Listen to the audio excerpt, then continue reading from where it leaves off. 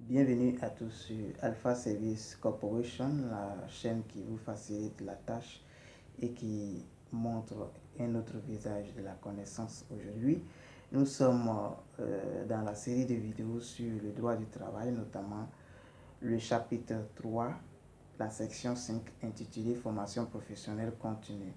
Alors d'emblée, ce qu'il faut savoir, c'est que tout travailleur est en droit de bénéficier d'une formation professionnelle continue et de perfectionnement dans un but de promotion sociale et d'adaptation à l'évolution économique et technologique.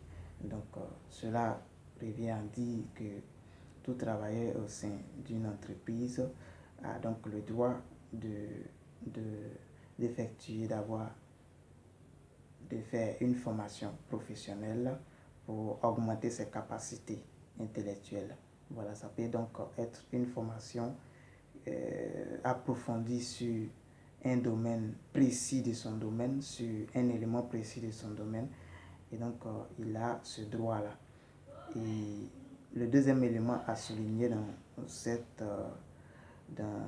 section, c'est que dans l'exercice de la formation, de cette formation professionnelle-là, dans l'acquisition de cette connaissance-là, l'échec donc à un examen de fin de formation n'autorise pas l'employeur à licencier le salarié.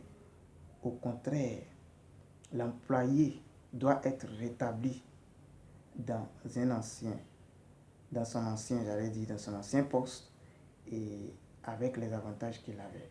Voilà, tout simplement, cela voudrait dire que si à la fin de la formation professionnelle, l'employé n'arrive pas à s'adapter ou n'a pas pu réussir à l'examen de fin de stage, qui est souvent donc,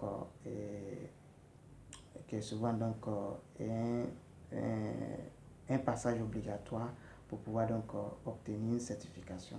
S'il n'a pas pu réussir à cet examen-là, l'employeur n'a pas le droit de licencier ou encore, oui, de licencier le travailleur à cause de l'échec à cet examen. Tout simplement, ce que l'employeur doit faire, c'est de réintégrer l'employé dans ses anciennes fonctions avec les avantages qu'il avait.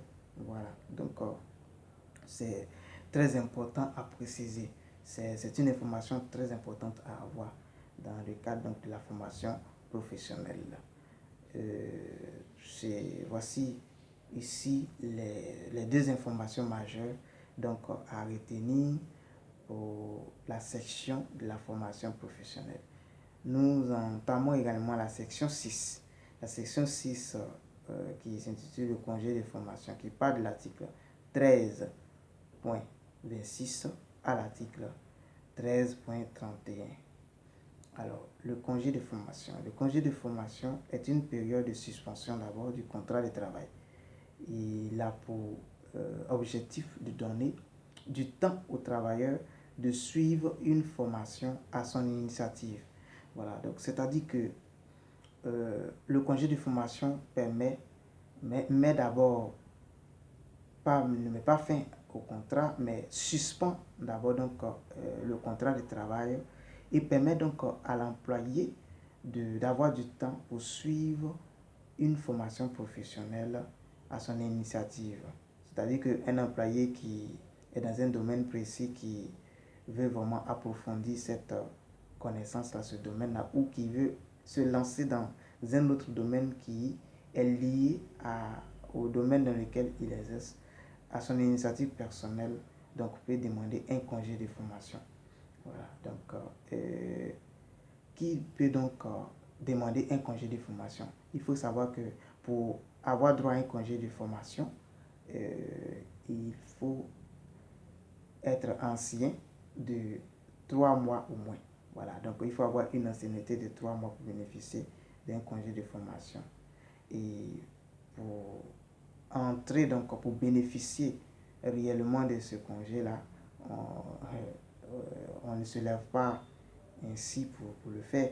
Il faut donc prévenir de ce fait ton employeur 2 mois avant. Voilà, 2 mois avant, tu exprimes le besoin, tu lui rédiges selon les moyens légaux de transmission des informations, un courrier ou encore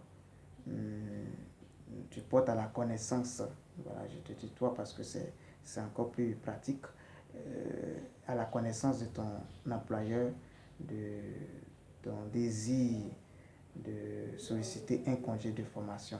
Voilà, donc c'est un peu cela. Alors, merci beaucoup pour votre attention, pour votre disponibilité. Merci de suivre cette vidéo. Je pense que j'espère que cette vidéo vous a fait du bien et vous a permis de comprendre quelque chose du code du travail et que cette vidéo également a augmenté votre connaissance en matière de droit du travail. Alors, ce que je vais vous demander, c'est, si vous ne l'avez pas encore fait, c'est d'activer la cloche des notifications et de vous abonner à cette chaîne YouTube, de partager nos différentes vidéos, de partager cette vidéo autour de vous et de partager la connaissance pour que la connaissance soit vraiment partagée, la connaissance soit vraiment libérée. Merci et à la prochaine.